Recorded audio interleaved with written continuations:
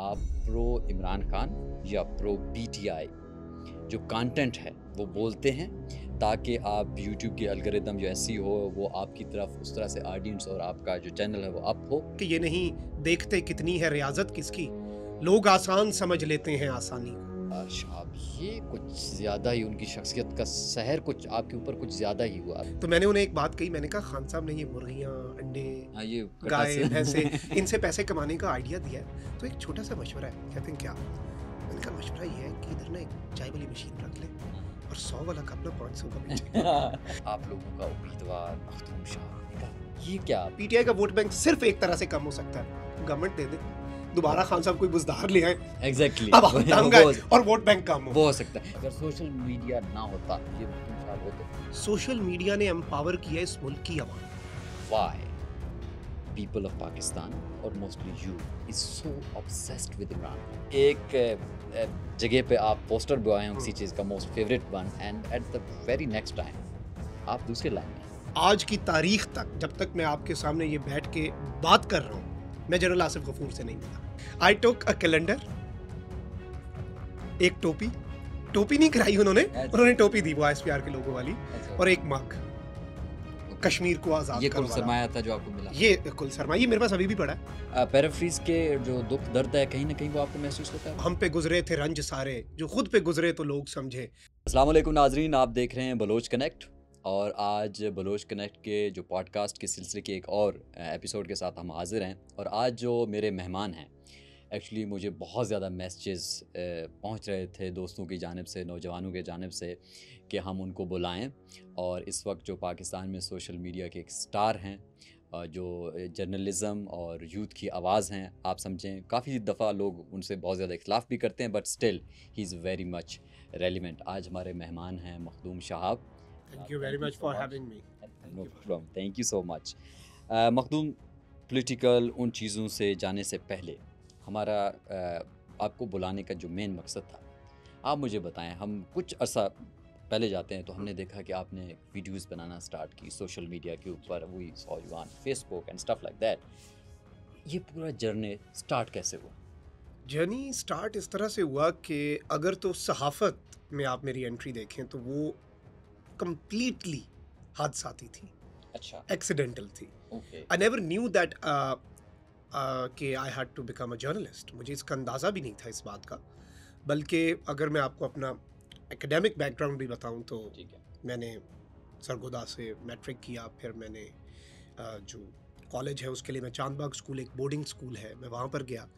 उसके बाद चूंकि हमारे मुल्क में आपको पता है कि एक निज़ाम वही चलता है कि करियर काउंसलिंग नहीं होती, तो मैं इंजीनियरिंग में चला गया नस्ट में, और पढ़ी मैंने सिविल इंजीनियरिंग हुई है। तो मुझे नहीं लगता कि इमारतों का, सड़कों का, लुक का और वो सारी चीज़ें जो डलती हैं इमारत में, मुझे तो अब याद भी नहीं है। मैं इतना ही पढ़ा हूँ बस, सिविल इंजीनियरिंग इतनी दिल से पढ़ी है कि कुछ याद नहीं है। तो मैंने सिविल इंजीनियरिंग में दाखिला ले लिया, लेकिन ऑब्वियसली उस दौरान नहीं बल्कि शुरू से ही ज़माने तालिब इल्मी से आई वाज इनटू डिबेट्स, तकारीर में था। फिर कुछ अच्छे असातिज़ा मिल गए जिनकी वजह से मेरी तरह का बंदा जो एक पंजाबी हाउस होल्ड में पला बड़ा है, और I am very proud of it, लेकिन मेरी जो उर्दू है उस पर बहुत अच्छी गिरफ्त हो गई। तो वो असातिज़ा का ही कमाल होता है। तो जब मैं नस्ट में था अपनी इंजीनियरिंग के दूसरे साल में, तो मैंने जब सानिया APS हुआ, ओके 2014 जी, तो मैंने एक वीडियो क्लिप बनाया जिसमें मैंने अपनी ऑडियो रिकॉर्ड की। वो एक पोइट्री का पीस था, अभी सोते रहो भाई अभी से क्यों परेशान हो। तो वो मैंने पढ़ के सिर्फ अपनी प्रोफाइल पे लगा दिया, और वो दौर था जब आपकी प्रोफाइल पिक्चर पे 150-200 लाइक्स आ जाएं तो you felt like a celebrity. तो मैं वो अपलोड करके जब सो गया तो सुबह उठा तो इट वाज वायरल। तो आई रियलाइज्ड के, और फिर वो डॉक्टर मोहित पीर ज़ादा हैं उस टाइम पे, उन्होंने वो दुनिया न्यूज़ पे थे, उन्होंने वो चलाया दुनिया न्यूज़ में विद क्रेडिट्स। तो for a student it was a lot. तो फिर मैंने उसी तर्ज पे शायरी के ज़रिए सोशल अवेयरनेस जो है वो फैलानी शुरू की, और एक प्लेटफॉर्म जो है मेरी आवाज़ सुनो के नाम से आई लॉन्च्ड इट। उसी दौरान ज़माने तालिब इल्मी में ही मुझे एक न्यूज़ चैनल है रोज़ न्यूज़, ठीक है, तो उसके जो ओनर हैं उनके बेटे का मैसेज आया कि आपको तो एक यूथ रिलेटेड टॉक शो करना चाहिए। अब ये भी बड़ा मज़ाहिया वाक़या है कि I used to look very young at that time. In 2017 I was very young. तो उस टाइम पे जब दाढ़ी मूछ भी नहीं थी, तो हुआ ये कि वहाँ पे फिर मैंने करंट अफेयर्स का प्रोग्राम भी शुरू कर दिया बहुत जल्द, उनकी ज़रा नवाजी, ऑल्दो बड़ा मिसमैच लगता था स्क्रीन के ऊपर मेरा बैठना। इवन जब हम न्यूज़ बना और मैंने हम न्यूज़ ज्वाइन किया एज अ न्यूज़ एंकर, तो बड़ी कमाल खातून है हम न्यूज़ की जो ओनर है, सुल्ताना सिद्दीकी साहिबा। तो सुल्ताना आपा जो है उन्होंने एक बात कही, जो वो लोग एक्सपर्ट्स आए हुए थे, कि बाकी 8-10 एंकर्स जो हैं उन्हें आपने यंग दिखाना है और इसे आपने बड़ा दिखाना है। कुछ ऐसा कमाल करें। ये तो there was a beard spray जो हम मेरी बियर्ड की फिलिंग भी करते होते थे प्रॉपर, यानी उससे ये था कि थोड़ा सा कम से कम मैच्योर लुक आए। इफ आई एम लाइक 22 या 23 और मेरे साथ एक फीमेल एंकर बैठी है जो 33 है या 34 है, तो वो एक बड़ा मिसमैच है, क्योंकि पाकिस्तान में कल्चर है कि आपके जो न्यूज़ एंकर्स हैं उन्हें ऐसे बिठा दिया जाता है जैसे जोड़ी है। ऑल्दो आप अगर बीबीसी देखें तो उधर 60 साल के साथ 20 साल, क्योंकि सबका अपना अपना काम है, कलीग्स है, लेकिन पाकिस्तान का एक कल्चर है, ट्रेंड है। अब ये मेरी बेसिकली सहाफ़त के अंदर हादसाती एंट्री थी। अब पाकिस्तान में सहाफ़त के लिए किसी डिग्री की ज़रूरत नहीं है, बिल्कुल भी नहीं है, दूर दूर तक नहीं है। लेकिन मुझे ये लगा कि ये एक ऐसी फील्ड है जिससे मैं बहुत ज़्यादा लॉयल हूँ to this field of journalism. तो मैंने समझा कि ये ज़्यादती होगी कि अगर मैं इस फील्ड में पढ़ाई ना करूँ। तो आई टुक एडमिशन, मैंने बाहर यूरोप से मास्टर्स किया जर्नलिज्म में, फिर मैंने मिडिलसेक्स यूनिवर्सिटी जो है लंदन में, वहाँ से एमएससी डिजिटल जर्नलिज्म किया। तो ये मेरी जर्नी है। लेकिन मैं ये समझता हूँ कि सहाफ़त में आके मुझे ये लगता है, और जब मैं काम भी कर रहा था टीवी चैनल पे, अभी रिसेंटली भी बोल पे, तो मुझे कभी कभी ऐसे लगता था कि ये काम मुझे इतना पसंद है कि मैं ये सोचता हूँ कि why are they paying me for doing it, I should be paying them for letting me do it. जैसे आप फिल्म देखने के पैसे देते हैं ना, या आप किसी एडवेंचर पार्क में जाते हैं, रिजॉर्ट में जाते हैं, आप पैसे देते हैं to have a good time. तो जब भी मुझे सहाफ़त करनी पड़ती है तो मैं ये सोच के करता हूँ कि यार ये तो बड़ा अच्छा काम है, पैसे भी दे रहे हैं और इतना अच्छा काम करवा रहे हैं, तो आई लव डूइंग इट। और मैं समझता हूँ सबसे बड़ी ब्लेसिंग ही है कि आप उस काम में आ जाएं जो आपको पसंद हो। अब आते हैं कि आपने जिस तरह खुद बताया कि आपने एक पोएट्री के पीस से स्टार्ट किया, सारा कुछ आप कर दे। सो आप मुझे बताएं कि जो मखदूम शाहब है जो अभी हमारे सामने बैठा हुआ है, उसमें सोशल मीडिया का किरदार कितना है? अगर सोशल मीडिया ना होता तो क्या आप ये मखदूम शाहब होते? बिल्कुल भी नहीं। मैं समझता हूँ कि सारा किरदार ही सोशल मीडिया का है। अगर आप इस सब के अंदर देखें, मेरा मेन स्ट्रीम मीडिया में एंट्री वो भी सोशल मीडिया के ज़रिए थी। आज मेन स्ट्रीम इररेलेवेंट हो चुका है, उसकी उस कदर ज़रूरत ही नहीं रही। लेकिन आज भी अगर मैं किसी न्यूज़ चैनल पे जाता हूँ तो मेरी मेन पहचान मेरा सोशल मीडिया होगा, लोग मुझे वहाँ से सुनते हैं। और सोशल मीडिया एक ऐसी चीज़ है, देखें इस नुक्ते को आपने समझना है। अब टीवी चैनल है, पाकिस्तान में 8-10 टीवी चैनल्स हैं टॉप के, यही हैं, और उनमें 4-5 एंकर्स होंगे मेन टाइम के। आप 50-60 एंकर कर लें।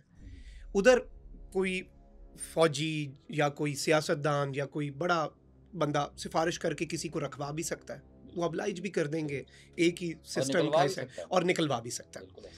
अब टीवी चैनल पे तो मजबूरी है, टीवी चैनल पे मजबूरी थी लोगों की कि जो बैठा है उसी को सुनना है। सोशल मीडिया पे मजबूरी नहीं है। सोशल मीडिया पे मेरी अगर व्यूअरशिप है तो किसी ने जाके गन पॉइंट पे मेरे उन 10 लाख लोगों के इधर बंदूक रख के नहीं कहा कि इसे देखो। आज मैं लोगों की बात नहीं करूंगा, वो मुझे सुनना छोड़ देंगे। आज मैं लोगों की बात करूंगा, वो मुझे सुन लेंगे। आज अगर आप सारी आवाज़ें बंद करवा देंगे, लोग हमें सुनना छोड़ देंगे। आज मैं कॉम्प्रोमाइज़ हो गया तो किसी गांव देहात से कोई लड़का उठेगा, अपने फ़ोन के फ्रंट कैम से वीडियो बनाएगा, उसने सच्ची बात की, सारी ऑडियंस उधर चली जाएगी। सोशल मीडिया ने एम्पावर किया, सिर्फ जर्नलिस्ट को नहीं, इस नुक्ते को समझिएगा। सोशल मीडिया ने एम्पावर किया इस मुल्क की आवाम को। उसकी वजह मेरा ब्रेड एंड बटर, मेरा फाइनेंशियल स्टेटस जो मैं सोशल मीडिया से कमा रहा हूँ, वो मेरी ऑडियंस के हाथ में है, सेठ के हाथ में नहीं है। सेठ के हाथ में होता तो मैं सेठ के इंटरेस्ट को प्रोटेक्ट करता। अब मैं किसके इंटरेस्ट को प्रोटेक्ट करूंगा? मेरा बॉस कौन है? अवाम। तो मैं इस पूरी इक्वेशन में सहाफ़ी भी एम्पावर हुआ है और ऑडियंस, इस मुल्क की आवाम भी एम्पावर हुई है। बिल्कुल ऐसे। वो आपको अर्श से फर्श और फर्श से अर्श पे बिठाने का इख्तियार उनके हाथ में आ चुका है। बिल्कुल आपकी इसी बात को ही कंटिन्यू करूंगा। आपने कहा कि सोशल मीडिया पे कोई सेठ नहीं है, आप आवाम की बात करते हैं। आपके ऊपर जो सबसे बड़ा इल्ज़ाम लगता है और ख़ासतौर पर आपसे बहुत सारे लोगों के ऊपर कि आप लोग डिजिटल मीडिया के ऊपर ख़ासतौर पर यूट्यूब के ऊपर आप प्रो इमरान खान या प्रो पीटीआई जो कंटेंट है वो बोलते हैं ताकि आप यूट्यूब की एल्गोरिदम जो ऐसी हो वो आपकी तरफ उस तरह से ऑडियंस और आपका जो चैनल है वो अप हो। इज़ इट ट्रू कि आप जानबूझकर क्योंकि लोग सुनना वो चाहते हैं ये कहीं ना कहीं आप उसको बढ़ा चढ़ा कर भी पेश करते हैं, इसमें क्या देखिए reality है? इसमें मैं तो अपने लिए ही बात कर सकता हूँ, जी जी जाहिर बात है, I can not speak for others. But एक चीज़ तो है, देखें इस चीज़ को हम अगर इग्नोर कर दें कि सोशल मीडिया जो है या फिर अवाम ही, हम यहाँ से निकलें किसी भी एक रैंडम एरिया में 100 बंदों का सर्वे कर लें तो उनकी सपोर्ट आपको भी पता है क्या होगी, मुझे भी पता है क्या होगी। बिल्कुल ऐसा। Over 90% this is the ground reality right now. लेकिन मैं ये समझता हूँ कि it's not just about views and money. हम पे टैग लगता था, स्पेसिफिकली मुझ पे टैग लगता था कि मैं एस्टैब्लिशमेंट या फिर ISPR का कोई प्रोजेक्ट हूँ और पता नहीं वो मुझे फंड करते हैं, क्या कुछ करते हैं। तो सवाल पे मैं आऊंगा बाद में, बिल्कुल अच्छा, वो दाग अगर हमने धो दिया ना, तो जिस दिन इमरान खान के पीटीआई इस मुल्क के खिलाफ हुए, इन बेचारों ने क्या कर लेना, ये तो खुद मजलूम है। हम ये दाग भी धो देंगे। और सेकेंडली, अगर ये सिर्फ व्यूज और पैसों के बारे में होता तो जान हथेली पे कोई ना रखता। नहीं, कहीं ना कहीं डज दिस मैटर, असर पड़ता है अगर आप एंटी इमरान खान नहीं, एंटी इमरान कंटेंट में भी मैं आपको ये बताऊं कि देयर इज व्यूअरशिप लोगों ने, बल्कि मैं अगले दिन, अब जरा आप टेक्निकली देख लें, आप प्रो इमरान कंटेंट अगर बना रहे हैं, ठीक है, तो उसमें तो ऑलरेडी इतने स्टेक होल्डर्स हैं, मार्केट शेयर आप कैसे कैप्चर करेंगे? आप एंटी इमरान बनाएं, आपका ज़्यादा चलेगा। आज के दिन में अगर आप बना रहे हैं तो शायद ज़्यादा चले, क्योंकि उसमें स्टेक होल्डर ही कम है। नहीं, वो जो सोशल मीडिया बैशिंग आती है फिर उसके रिस्पॉन्स, सोशल मीडिया बैशिंग हर तरफ आती है। देखें इस काम में ये तो मैं ये समझता हूँ कि सोशल मीडिया हेट जो है ना, उसे काउंटर करने का एक ही तरीका है कि आप अपनी सोच को थोड़ा सा बदलें। वो इस तरह से कि जो आपको पसंद कर रहा है ना, उससे ज़्यादा कदर की निगाह से उसे देखें जो आपसे नफरत कर रहा है। उसकी वजह, बिकॉज अगर एक बंदा है वो मुझे मैसेज करके या कमेंट करके गाली दे के ये कहता है कि उस इशू पे तो बहुत ज़्यादा बोल रहे थे, इस पे क्यों नहीं बोले, तो इसका मतलब है कि उसके लिए मेरा बोलना मैटर तो करता है ना। वो पता नहीं कितनी दफ़ा मेरी टाइमलाइन पर आया होगा, कितनी दफ़ा मेरे यूट्यूब चैनल पे आया होगा टू सी कि मैं इस इशू पे बोला हूँ कि नहीं। जो सेम स्कूल ऑफ थॉट के हैं वो तो 12 मिनट का वीलॉग अपलोड करते हैं, वो पहले 2 मिनट में ही कमेंट कर देते हैं कि वेरी गुड, लेकिन हेटर पूरा सुनता है और उसमें से चीज़ें निकालता है। तो मैं समझता हूँ, देखें हमारे मुआशरे के अंदर अब ये गाली का कल्चर ये नहीं होना चाहिए, बिल्कुल भी नहीं होना चाहिए, इसे हमें डिनाउंस करना चाहिए इस कल्चर को। लेकिन अनफॉर्चुनेट है, लेकिन ये आपके इस सफ़र के अंदर रुकावट नहीं होना चाहिए। जैसे एक सरहद पे हमारा फ़ौजी जवान है, वो जब सरहद पे जाता है तो वो सोच के जाता है ना कि उसे सामने सीने पे गोली पड़ सकती है, उसके लिए कोई ये अचंभे की बात नहीं होती, because he signed up for it. वो ये सोच समझ के उसमें गया। तो पाकिस्तान जैसा मुल्क जहाँ पर सहाफ़त बहुत मुश्किल है और जो डेमोक्रेसी नहीं है, जो मर्जी आप कह लें, Pakistan is not a democratic country, ठीक है, आप इसे हाइब्रिड कह लें या कम्प्लीटली अथॉरिटेरियन कह लें, इस मुल्क में अगर आप सहाफ़त करना चाह रहे हैं तो आपने साइन अप किया, कोई एहसान नहीं है पर्चे, कोई एहसान नहीं है अदालतों के चक्कर, बाय चॉइस है, ये साइन अप करके आए हैं। अच्छा, अब मैं देखते हैं कि आप बाय चॉइस की बात आपने कर ली और आप बोलते भी बहुत अच्छे हैं, कॉन्फिडेंट भी हैं और आपको पता है कि आप मेन स्ट्रीम मीडिया के ऊपर भी उस तरह से नहीं है, आपके ऊपर कोई सेट भी नहीं है। थोड़ी सी दिलचस्प बात ये कर लेते हैं कि जब आप किसी भी पॉलिटिकल लीडर का इंटरव्यू करने जा रहे हैं, आई एम नॉट नेमिंग, जो आप बताएंगे जिसका इंटरव्यू आप करने गए और आपको लगा यार शाब ये कुछ ज़्यादा ही उनकी शख्सियत का सहर कुछ आपके ऊपर कुछ ज़्यादा ही हुआ, मतलब आप डरे या मुतासिर हुए हों, ज़रा थोड़ा सा कुछ एक्सपीरियंस बताएं किसी ऐसे पॉलिटिकल लीडर के साथ जिसका आपने इंटरव्यू किया। देखिए इंटरव्यूज़ का अगर आप एक्सपीरियंस पूछें या मुलाकातों का, तो obviously I met Nawaz Sharif साहब जब 2017 में वो पाकिस्तान वापस आ रहे थे और अरेस्ट हुए थे एक प्लेन में, मियाँ साहब और उनकी बेटी मरियम, तो I was in that plane London से लाहौर। तो मैं नवाज शरीफ साहब से भी मिला हूँ, उनसे भी, उन्हें भी देखा है, मरियम साहिबा को भी देखा है, बाकी सारे पॉलिटिशियंस को भी देखा है। ऑब्वियसली इमरान खान साहब की मुझे जो बात पसंद आई वो ये थी कि हम जब प्राइम मिनिस्टर हाउस गए तो वहाँ पे एक तो हमें सिर्फ पानी दिया गया। अच्छा, चाय भी नहीं मुझे? मैं आपको बताता हूँ हुआ ये इंटरेस्टिंग वाक़या है। When he was the prime minister, अब नॉर्मल सी बात है, अगर आपको वज़ीर आज़म 2 बजे का वक्त दे रहा है तो आप 1 बजे तो पहुँच ही जाएंगे। तकाजा भी यही है, सिक्योरिटी चेक्स हैं, बहुत लंबा प्रोसेस है। 1 घंटा उधर निकल गया। वज़ीर आज़म के दिन में 3-4 मीटिंग्स चल रही हैं, तो हर मीटिंग 15-15 मिनट लेट है, तो वज़ीर आज़म घंटा लेट भी आएगा। 2 घंटे वहाँ पे हो गए, और 2 घंटे जो हैं वो मुलाकात के भी आप रख लें, तो अब 4 घंटे में एक पानी की बोतल जो है ना, उससे गुजारा मुश्किल हो जाता है। लेकिन मैं कायदे आज़म मोहम्मद अली जिन्ना की उस बात पे यकीन रखता हूँ कि घर से पी के आओ। लेकिन मैंने इमरान खान साहब जब हम प्राइम मिनिस्टर हाउस गए, तो मैंने वहाँ पे, अब मैं उनका नाम नहीं लेता, लेकिन एक बड़े सीनियर बंदे थे, तो मैंने उन्हें एक बात कही। मैंने कहा, खान साहब ने ये मुर्गियाँ, अंडे, गाय, भैंसे, इनसे पैसे कमाने का आइडिया दिया है, तो एक छोटा सा मशवरा है। कहते हैं क्या? मैंने कहा, मशवरा ये है कि इधर ना एक चाय वाली मशीन रख ले और 100 वाला कप ना 500 का बेचे। मैं स्टेट के पैसे से नहीं पीना चाह रहा, बट ऑब्वियसली वो एक लाइटर नोट पे था। लेकिन फर्क ये था कि इमरान खान साहब जब आए, तो उन्होंने आके कहा कि ठीक है जी, इंटरव्यू शुरू करें। हमने सवालात पूछे, वो रिकॉर्ड हुए, खान साहब से मुलाकात हुई, चले गए। अब मैंने जब वहाँ पे कुछ लोगों से मेरी बात हुई, स्टाफ से, तो उन्होंने कहा कि जब नवाज शरीफ साहब होते हैं तो तब माहौल मुख्तलिफ होता था। तब एक तो ये कैमरे नहीं होते थे, इंटरव्यू नहीं होता था, रोटी होती थी, और वो सबके पास आके कहते थे कि हाँ भाई ऐ पाओ ना, इन्होंने बटेर भी दियो, जी जी, इन्होंने खानों के दुबा मामले भी में दियो। मियां साहब हाँ, बड़े बड़े खुले दिल के हैं। बिल्कुल ऐसे। फिर साथ ये भी होता था कि हर साफ़ी अपना कोई काम भी बता देता था, किसी को नौकरी पे लगवाना, किसी ने कोई ठेका लेना, तो वो भी हो जाते थे, फौरी साथ कह देते थे हाँ भाई इनका लिखें काम। तो वो एक डिफरेंस है, और वो रहेगा। और इस वजह से हमारे बहुत से सीनियर सहाफ़ी जो आदी थे, जिनकी आदतें ख़राब कर दी गई, वो इमरान खान साहब से नाला थे, और अब उसमें उनका कसूर है, सिस्टम का कसूर है। इमरान खान साहब का मैं आपको ये बताऊं कि हम जब बनी गाला में, जब वो प्राइम मिनिस्टर के ओहदे से हटे, तो एक डिजिटल मीडिया का वो था, गेट टुगेदर था, तो 15-20 लोग थे। तो किसी ने मुझे इशारा करके बुलाया कि इधर आओ साइड पे। मैंने कहा पता नहीं क्या है, खान साहब का इंतज़ार है। तो उधर उन्होंने कहा कि 2-3 ही चाय के कप हैं, तो आप साइड पे पी लें, बाकियों को। तो मैं आपको हकीकत बता रहा हूँ। और मेरे साथ एक दफ़ा ये हुआ कि खान साहब का, चलें आपको बताऊं कि ज़मान पार्क जब मैं उनसे मिलने गया, वो इंटरव्यू बड़ा मेरे लिए अहम था। वो इंटरव्यू या मुलाकात, आप उसे जो मर्ज़ी कह लें। खान साहब उस टाइम पे ज़ख्मी थे कातिलाना हमले के बाद। वही उनकी जो टांग है वो सामने एक स्टूल के ऊपर उन्होंने रखी होती थी। तो मैं इस्लामाबाद से चला और आई वॉज़ लेट, तो मैंने रास्ते में कुछ नहीं खाया और पूरा सफ़र मैंने उसके बगैर किया। तो जब मैं वहाँ पर गया तो मैंने सामने देखा कि पहली मरतबा खान साहब की मेज़ पे उनके सामने ब्राउनीज, बिस्किट्स, केक्स और dry fruits and everything was there. तो मैं बड़ा हैरान हुआ। मैंने कहा शायद हम शीरा हैं और घर चला रही हैं एक रनिंग उसमें। तो मैंने वहाँ पे किसी से पूछा, मैंने कहा ये कैसे? कहते हैं आपको लगता है खुद रखा है। वो जख्मी है ना, तो लोग ले आते हैं हयादत के वक्त पे, वही रखा है, वो सामने रख देते, वो आपके लिए रखा है, पल्ले से नहीं है। बिल्कुल। तो बेसिकली ये है कि खान साहब की वो मुलाकात बड़ी आम थी। उसमें उन्होंने एक बड़ी दिलचस्प बात की। न्यू ईयर के इर्द गिर्द हम मिले, तो एक किताब है चार्ल्स डिकन्स की, टेल ऑफ टू सिटीज़।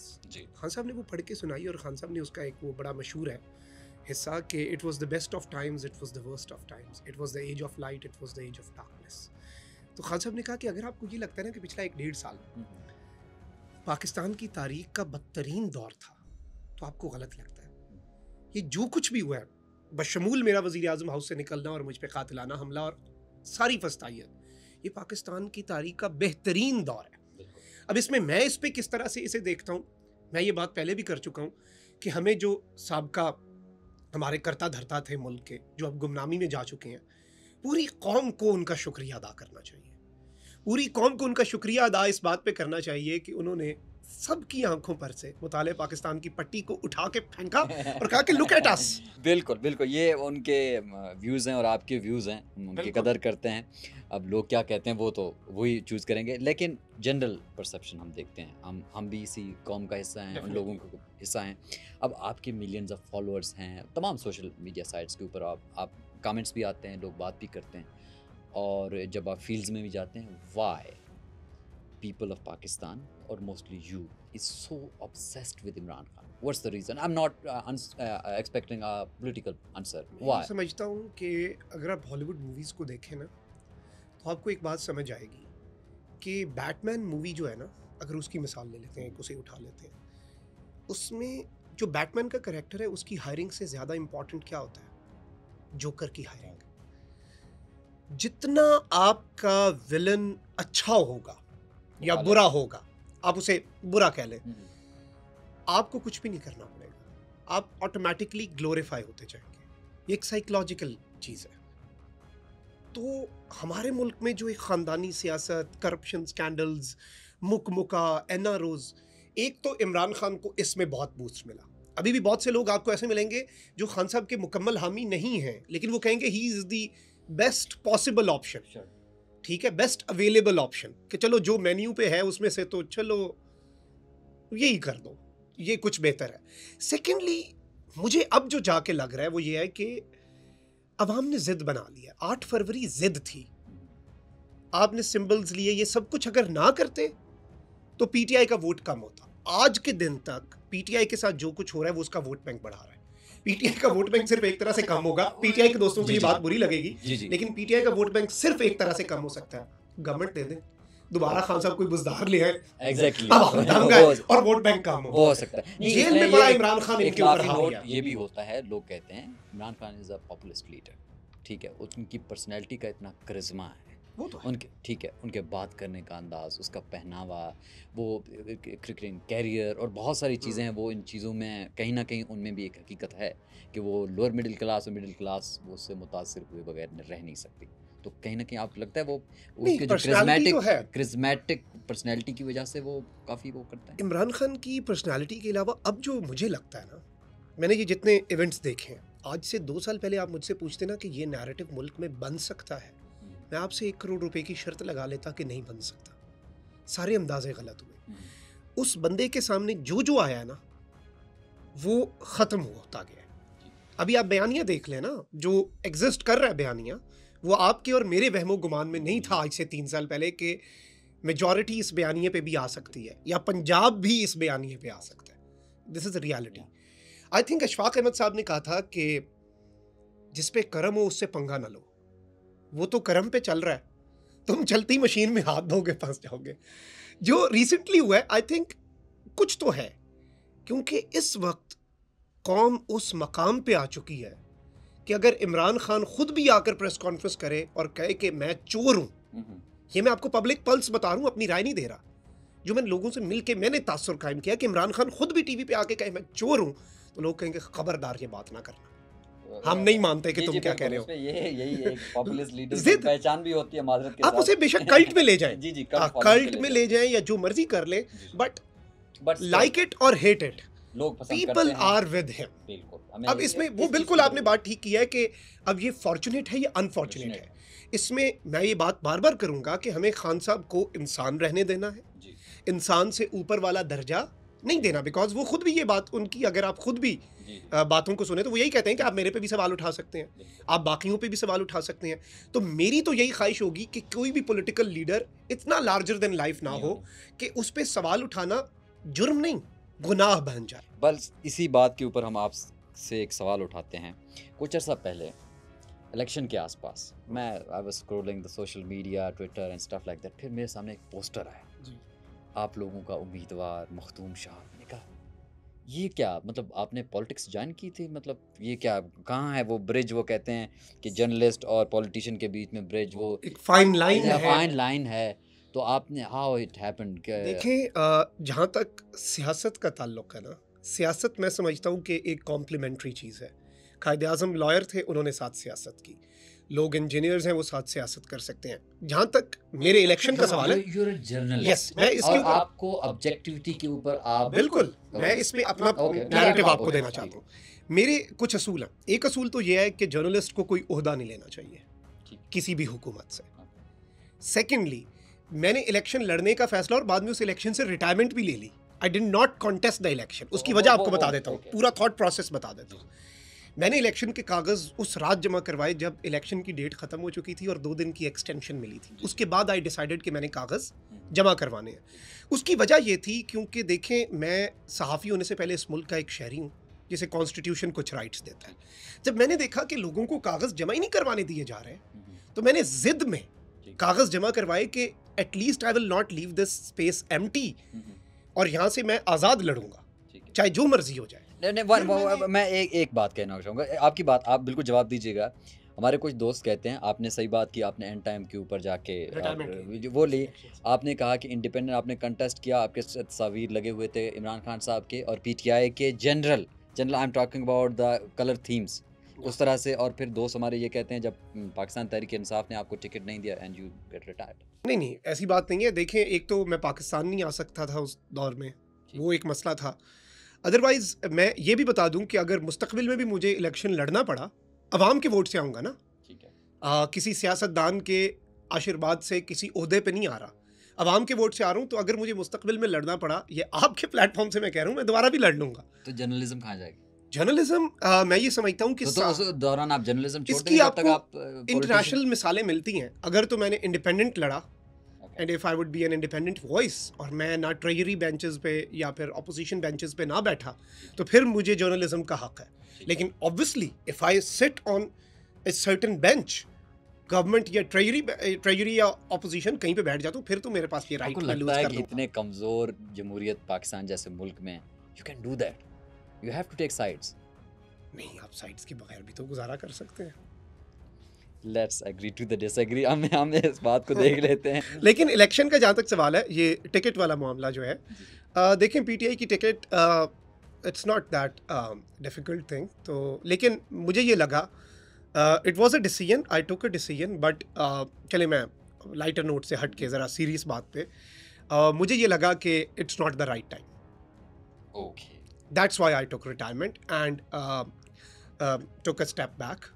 लेकिन इसका मैं ये भी साथ बता दूं डिस्क्लेमर के साथ कि मैं ये समझता हूं कि पाकिस्तान जैसे मुल्क में इवन सहाफ़त, जो बाहर हम सहाफ़त के असूल पढ़ते हैं ना, वो यहाँ पे एप्लीकेबल नहीं है। या तो मुझे वेस्टर्न डेमोक्रेसी दे दें, यूरोप जैसा कानून दे दें, फिर आप मुझे कहें कि तुम ऑब्जेक्टिव, जो जर्नलिज्म की असल डेफिनेशन है वो करो।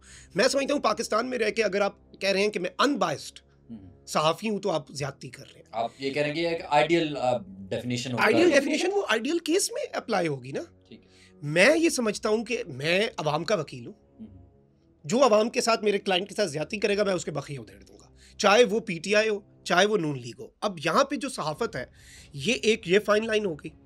अब पाकिस्तान जैसे मुआशरे के अंदर मैं समझ रहा हूँ कि मेरी जिम्मेदारी, फिलहाल अल्लाह ताला ने मुझसे सहाफ़त की फील्ड में काम लेना है, कल को सियासत में काम लेना हुआ तो बिल्कुल। अब आते अल्लाह ताला हैं, के काम है। कुछ सालों पहले एक बहुत हमारे यहाँ फिनोमेना बहुत मशहूर हुआ, 5th जनरेशन वारफेयर। ठीक है, बहुत सोशल मीडिया पे चला, उसके ऊपर बहुत तनकी गई, and you were the poster boy of that thing. ठीक है, आपके ऊपर मतलब मैं उसको क्या एक्सप्लेन करूँ, हमारे ऑडियंस समझ रहे होंगे, यू डिड एवरीथिंग जो कि पॉसिबली किया जा सकता था। ठीक होगा। और फिर इमरान खान साहब की गवर्नमेंट जाती है, हालात बदल जाते हैं, आपके ऊपर भी काफ़ी मोमिन साकिब ने कहा था एकदम जज्बात बदल गए, हालात बदल गए, सब कुछ आगे पीछे हो गया। तो कैसा लगता है कि एक जगह पे आप पोस्टर बॉय हैं किसी चीज़ का, most favourite one, and at the very next time आप दूसरे लाइन में? अच्छा, मैं आपको दो चीज़ें क्लैरिफाई करूं। बहुत से लोगों को अब बहुत बड़ा धचका लगने जा रहा है मेरे इस दावे से, लेकिन ये दावा हकीकत है। जब ये 5th जनरेशन वॉरफेयर की बात होती थी, आपने देखा होगा बहुत से एक्टिविस्ट ISPR जाते थे, आसिफ गफूर साहब ने बड़ा अच्छा काम किया, उनसे मुलाकात करते थे। मैं अपने बारे में एक बहुत बड़ा क्लेम करने जा रहा हूँ, और ये क्लेम ऑन द रिकॉर्ड है, और इसे कोई भी चैलेंज कर सकता है। आज के दिन तक, आज की तारीख तक, जब तक मैं आपके सामने ये बैठ के बात कर रहा हूँ, मैं जनरल आसिफ गफूर से नहीं मिला। You been into ISPR and you never met him? मैं ISPR भी उनके दौर में नहीं गया। मैं ISPR गया और मैंने फिर तस्वीर लगाई, एज अ जर्नलिस्ट गया बाबर इफ्तिखार साहब के टाइम पे। और जो लोग ये कहते हैं कि हमने कोई फ़ौज से कोई पता नहीं हमें क्या मिलता था, मैं अपना आज ये बता रहा हूँ, और उनके लिए भी ये मैसेज है कि अगर उन्हें लगता है कि उनकी इन्वेस्टमेंट जो उन्होंने मुझ पर की वो डूब गई है, तो वो क्लेम भी कर सकते हैं। आई टुक अ कैलेंडर, एक टोपी नहीं कराई उन्होंने टोपी दी वो ISPR के लोगों वाली, और एक मग, कश्मीर को आज़ाद ये कुल सरमाया था जो आपको मिला? ये कुल सरमाया, ये मेरे पास अभी भी पड़ा है।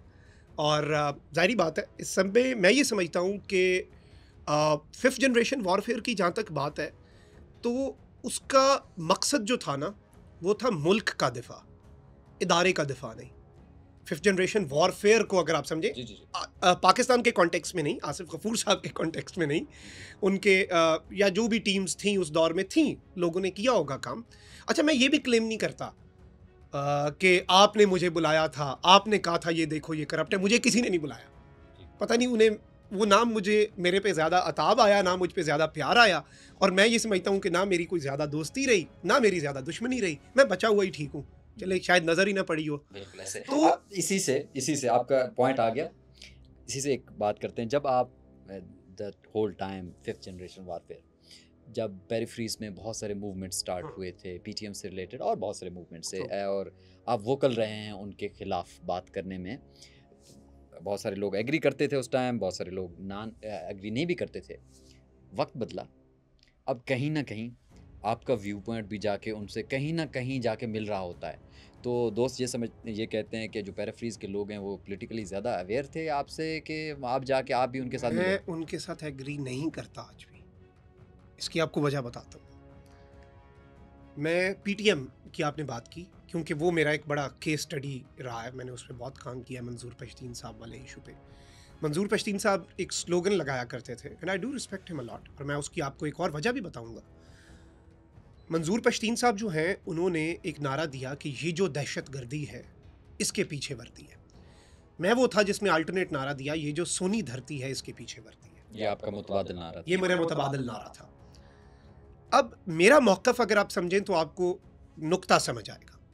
मंजूर पश्तीन उस वक्त पे ये कह रहा था कि ये जो वर्दी है इसके पीछे, ये जो दहशत गर्दी है इसके पीछे वर्दी, यानी वो पूरे 6 लाख के 6 लाख फौजियों को दहशत गर्द कह रहा था। मखदूम शहाब हो सकता है या फिर बाकी लोग जो हैं वो उस वक्त पे ये कह रहे थे कि ये 6 लाख के 6 लाख फरिश्ते हैं। ठीक है, देयर वर टू एक्सट्रीम्स। आज मंजूर अगर वहीं पे खड़ा है और हम दरमियान में आके कह रहे हैं कि ये 6 लाख फरिश्ते नहीं हैं, इनमें आटे में नमक के बराबर कुछ गलत भी हो सकते हैं, हम उनकी पॉलिसीज़ पे कंस्ट्रक्टिव क्रिटिसिज्म करेंगे, तो इसका ये मतलब नहीं है कि हम इस एक्सट्रीम पे आ चुके हैं। और हम आज भी ये नहीं कहेंगे कि ये जो दहशत गर्दी है इसके पीछे वर्दी है। और लेकिन कहीं ना कहीं पैराफ्रीज के जो दुख दर्द है, कहीं ना कहीं वो आपको महसूस होता है? देखिए, वो तो बात यह है कि बहुत से मामलात के अंदर वो जो हम पे गुजरे थे रंज सारे, जो खुद पे गुजरे तो लोग समझे, जब अपनी अपनी मोहब्बतों के अजाब झेले तो लोग समझे, तो बहुत सी चीज़ें तो बहुत से लोगों को समझ आ गई हैं। लेकिन मैं यहाँ पर एक और बात करूँ कि उस दौर में भी, और ये बड़ा मुश्किल होता है, आपको पता है, जो लोग कहते हैं कि उस दौर में भी मैं कोई फिफ्थ जनरेशन वॉरफेयर या ये सब कुछ, आसिफ गफूर साहब डीजी आईएसपीआर थे और वो प्रेस कॉन्फ्रेंस कर रहे थे, वो ऑन द रिकॉर्ड है, और सामने सवाल पूछने वाला भी कोई आम आदमी नहीं, हामिद मीर साहब थे। हामिद मीर साहब ने पूछा कि अच्छा, ये जो ऐसे नारे लगाते हैं मंजूर पश्तीन लोग, इनका हम इंटरव्यू ना किया करें, इन्हें टीवी पे बुला के इनसे सवाल जवाब करते हैं ना, क्रॉस क्वेश्चनिंग। तो डीजी साहब ने कहा कि क्या आप उन्हें बुलाएंगे जो कहते हैं ये जो दहशत गर्दी है उसके पीछे वर्दी है, क्या आप उनका इंटरव्यू करेंगे? यानी it was a clear message on national TV कि आपने इंटरव्यू नहीं करना। मज़े की बात सुने, 2 दिन के बाद मैं गया और मैंने मंजूर पश्तीन का इंटरव्यू कर दिया। अब जब मैंने मंजूर का इंटरव्यू किया, उसके बाद बहुत सी पाबंदियाँ, मुझे थोड़ा सा चैनल से भी प्रेशर मैंने डिजिटल मीडिया के लिए किया, लेकिन उस इंटरव्यू के शुरू में मैंने एक जुमला बोला और मैं आज भी उस पर खड़ा हूँ, और उस वक्त की इस्टेब्लिशमेंट को भी मैं कहता था और आज की इस्टेब्लिशमेंट को भी मैं कहता हूँ। मैंने मंजूर पश्तीन के सामने कहा, मैंने कहा आपके नज़रियाती मुखालिफिन में शायद मेरा सर फहरिस्त नाम आता हो, लेकिन I do not agree with what you say, but I will defend to death your right to say it. तुमसे इख्तलाफ है, लेकिन अगर कोई तुम्हें चुप कराएगा, कोई आपको चुप करवाएगा, मेरा आपसे इख्तलाफ है, कोई आपको चुप करवाएगा, पहले मैं आपके साथ मिलके आपके उस राइट के लिए लड़ूंगा, आपका वो राइट वापस आएगा, आप बोलेंगे, फिर हम आपस में लड़ेंगे। अच्छा, मुझे एक बात बताएं साहब, इतना आप बोलते हैं और लोग पसंद भी करते हैं, जज्बाती भी आप हो जाते हैं, पॉलिटिकल थोड़ी सी बहस भी कर जाते हैं, मैंने सुना है कि आप मुल्क से बाहर नहीं जा सकते, ईसीएल पे हैं आप? जी बिल्कुल। How you feeling? बड़ा अच्छा महसूस हो रहा है। मैं 1 साल खुद साख्ता जला वतनी काटी मैंने, और मैं जब ज़माने तालिब इल्मी में हर 3 महीने बाद यूरोप से पाकिस्तान आ जाता था, मेरा दिल ही नहीं लगता पाकिस्तान के बगैर। तो ये 11 महीने मैंने जिस तरह से गुजारे हैं, ऑल्दो मुझे मौका मिल गया काफ़ी घूमने का, 2-2 महीने में मुख्तलिफ यूरोपीय मुल्कों में रहा, लेकिन पाकिस्तान को बहुत मिस किया। और इस दफ़ा मैं ये सोच के आया कि पकड़ना है तो 10 एक दिन पकड़ लें, खैर है, बाद में तो पाकिस्तान में ही रहूँगा ना। तो मुझे एयरपोर्ट पे उन्होंने ये पैगाम दिया कि आपको बिठा लेते हैं और आपका जिन्होंने नाम डलवाया उन्हें भी बताएंगे, अगर उन्होंने कहा तो हम आपको जाने नहीं देंगे, उन्होंने कहा तो जाने देंगे, उनकी मेहरबानी कि उन्होंने जाने दिया। लेकिन मुझे पता चला कि मेरा नाम ईसीएल में है, लेकिन मैं बड़ा ऑप्टिमिस्टिक सा बंदा हूँ, तो मैंने इसे भी पॉजिटिव लिया और मैंने उधर जो FIA के अफसर थे उन्हें ये पैगाम दिया। मैंने कहा आपने जिन्हें फ़ोन करके अभी बताया है कि ये बंदा आ गया है, इसका क्या करना है, आप बराए मेहरबानी मेरा एक और पैगाम उन्हें दे दें। उन्होंने कहा क्या?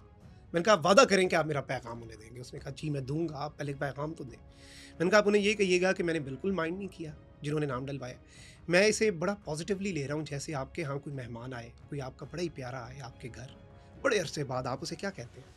आप उसे कहते हैं कि आए अपनी मर्जी से हो, जाना अब हमारी मर्जी से। तो ये उनका प्यार है। ठीक है, जब उन्होंने इजाज़त दी हम चले जाएंगे, वरना अपने मुल्क में है। ठीक। ये कौन सी सज़ा है? कभी कभी बाहर ये महसूस होता था कि इसके बजाय तो फड़ लंदे। हाँ। शायद अपने मुल्क से ऐसा प्यार है कि इस मुल्क के अंदर अडियाला की सोबतें भी हम बर्दाश्त करने के लिए तैयार हैं। शायद यूरोप की पुरफज़ा मकाम पे वो ठंडे मौसम में दरिया किनारे हाथ में कॉफ़ी पकड़ के टहलना जो है, उससे हमें यहाँ की धूप और यहाँ की गर्दो गुबार और मट्टी बालों में फंसी हुई वो ज़्यादा प्यारी है। देखिए ना, यही बात होता है जब लोग कहते हैं कि आप ना बातचीत करते हुए भी कोई पॉलिटिकल मैसेजिंग दे रहे होते हैं। ठीक हो गया, एनीवेज ये ऑडियंस के ऊपर है। अब हम देखते हैं कि आप डिजिटल मीडिया आजकल बहस में इस तरह से है, एक्स के ऊपर पाबंदी है पाकिस्तान में, इवन दो मिनिस्टर यूज़ कर रहे हैं, लोग यूज़ कर रहे हैं। लेट्स बी इसको नॉन पॉलिटिकल करके डिबेट करते हैं कि अगर इस दौर में हम सोशल मीडिया के ऊपर, अभी एक्स है, अगर आगे यूट्यूब होगा, फेसबुक होगा, बाकी जो सोशल नेटवर्क्स हैं, अगर इसको बंद कर देते, आपको लगता है कि ये सोल्यूशन है?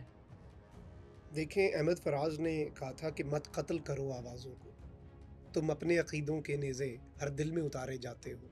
हम लोग मोहब्बत वाले हैं, तुम खंजर क्यों लहराते हो? इस देश में नगमे बहने दो, बस्ती में हमें भी रहने दो, मत कत्ल करो आवाज़ों को। मैं आपको ये बताऊं कि इसका एक तो इंटरनेशनली बहुत नुकसान है।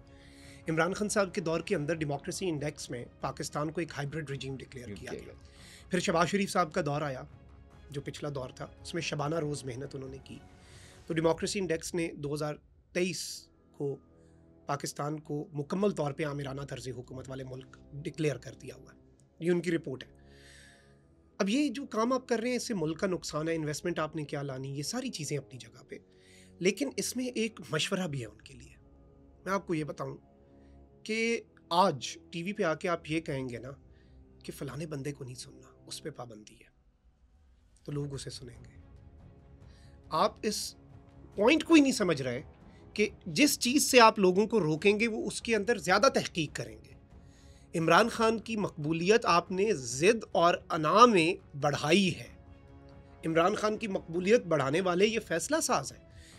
आप इस पॉइंट को समझें, उनके अच्छे मुशीर नहीं हैं, मामलात को मिस हैंडल किया गया, इस मुल्क के मफाद में नहीं है ना। देखिए, हमने इमरान खान की बात नहीं करनी, हमने किसी सर्टेन इदारे की नहीं, हमने ओवरऑल मुल्क की बात करनी है। तो मुल्क का नुकसान है। इंटरनेशनली हम क्या मुंह दिखा रहे हैं? VPN इस्तेमाल करके हमारा प्राइम मिनिस्टर भी ट्वीट कर रहा है, मतलब कम से कम आप ट्वीट तो ना करें। अब एक चीज़ बैंड है, बैन चीज़ जो होती है उसे इस्तेमाल करना लीगल है कि नहीं? मैं तो समझता हूँ इस पर पिटीशन करें आप कि अगर बैन है तो प्राइम मिनिस्टर उसे क्यों यूज़ कर रहा है, क्या वो लीगल भी है कि नहीं? इससे और मजाक बनता है, कोई इतनी बड़ी चीज़ तो नहीं है। मतलब इससे उस प्लेटफॉर्म की इंपॉर्टेंस भी देख लें कि आपको ट्वीट भी वहीं पे करना पड़ रहा है। तो ये सिर्फ और सिर्फ लोगों को ख्वार करने वाली बात है। और ये एक टेस्टर है, एक्स यानी कि जो ट्विटर है उसकी बंदिश एक टेस्टर है। ये आगे चल के जो हमें लग रहा है, ये कोई ऐसा मॉडल लाना चाह रहे हैं जिसमें कंप्लीट डिजिटल मीडिया सेंसरशिप हो, जिसमें यूट्यूब, फेसबुक, शायद आपको सिर्फ वहाँ पर गाने ही मिले, ड्रामे मिले, लेकिन खबर कोई, और वो भी सेंसर हूँ शायद, वो भी सेंसर हो, उसमें भी कोई पैगाम बिटवीन द लाइंस भी ना जा सके। बिल्कुल ऐसा ही है। शाह, बहुत अच्छी बातें हुई आपके साथ, और हम यही चाह रहे थे कि थोड़ा से खुल के बातें होनी चाहिए आपके ऊपर। आप बहुत बोलते हैं, आपसे क्वेश्चन करने का मौका नहीं मिलता, आज मौका दिया आपने। एंड हम अपने पॉडकास्ट को एंड करने से पहले, बहुत सारे लोग हैं, नौजवान हैं, जो कि एक तो सोशल मीडिया की वजह से होस्टिंग में, डिजिटल मीडिया, जर्नलिज्म में आना चाहें, एक आप उनको क्या पैगाम देंगे कि भाई अगर आपने आना है, ये मुश्किलात हैं, ये रिवार्ड्स हैं, और क्या आप सजेस्ट करेंगे कि you should choose that field? बिल्कुल, मैं ये समझता हूँ कि अभी भी बहुत स्कोप है। ऑल्दो स्पेस फिल हो रही है बहुत तेज़ी से, मार्केट शेयर क्लेम करने वाले बहुत से बड़े नाम आ चुके हैं इस फील्ड में। लेकिन मैं आपको एक चीज़ बताऊं कि ना टैलेंट ना लक, इसमें सिर्फ एक चीज़ मैटर करेगी, और वो कंसिस्टेंसी है। यकीन माने आप कंसिस्टेंसी से कर लें काम। क्योंकि मैं हमेशा ये कहता हूँ, मुझे अगले दिन एक बंदे से बात हो रही, तो मैंने कहा व्हाटएवर आई गॉट, ये कंप्लीट लक है। उसने कहा नहीं यार, तुम्हारी हार्डवर्क भी होगी। मैंने कहा हार्डवर्क की तौफीक भी किस्मत ही है, वो भी किस्मत से ही मिली है ना। तो मैं ये समझता हूँ कि आप मेहनत करें और कंसिस्टेंसी, बस आप रोज़ उठें, दुनिया इधर से उधर हो जाए, आपका जो काम है आप वो करें। नाकामयाबी मिले हो ही नहीं सकता, इम्पॉसिबल है। हो सकता है कि आपको रिवॉर्ड 5 साल बाद मिले, लेकिन वो बात है कि पूरा तमाम उम्र का नुकसान कर दिया। ये भी हो सकता है कि आपको 5 साल बाद ऐसा रिवॉर्ड मिले कि पिछले 5 और अगले 50 साल का मिल बिल्कुल हो जाए। जाए। तो वो आपको थोड़ी-सी, जैसे आप कहते हैं ना कि रियाज़त करनी पड़ती है। और वो एक शेर भी है कि ये नहीं देखते कितनी है रियाज़त किसकी, लोग आसान समझ लेते हैं आसानी को। तो जो बंदा आसानी से भी कुछ कर रहा हो, वो इतना आसान नहीं होता। वो आसान उसे बनाने में भी रियाज़त लगी होती है। बिल्कुल। तो बस प्रैक्टिस करें, कंसिस्टेंट रहे and stay honest to your profession. उसके साथ नाइंसाफ़ी ना करें। आपको जो सही लगे, आपका ज़मीर मुतमईन हो सकता है आपका नज़रिया डिफरेंट है, मेरा डिफरेंट है, लेकिन अगर हमारी नीयत ठीक है ना, तो हमारा अल्टीमेट गोल एक है कि पाकिस्तान को बेहतर बनाना है। तो हम इंशाल्लाह आपके रास्ते से या मेरे वाले रास्ते से औखे सौखे पहुंच ही जाएंगे, लेकिन अपने हिस्से की शमा ज़रूर जलाएं। बहुत बहुत शुक्रिया थैंक मखदूम, यू। और बहुत अच्छा लगा हमें आपसे Likewise। बात करके। इंशाल्लाह हमारा आपके साथ ये गुफ्तगू शनीद आगे जारी रहेगी। तो नाजरीन, आज हमने मखदूम शहाब से ये पूरी गुफ्तगू की, और उम्मीद करता हूँ कि आप लोगों को ये गुफ्तगू पसंद होगी। अपना फ़ीडबैक हमें कमेंट सेक्शन में ज़रूर दीजिएगा। इंशाल्लाह अगली दफ़ा मिलेंगे एक नए गेस्ट के साथ, और मज़ीद बातें करेंगे नए मौजू के ऊपर। हमें दीजिए इजाज़त। अल्लाह हाफ़िज़।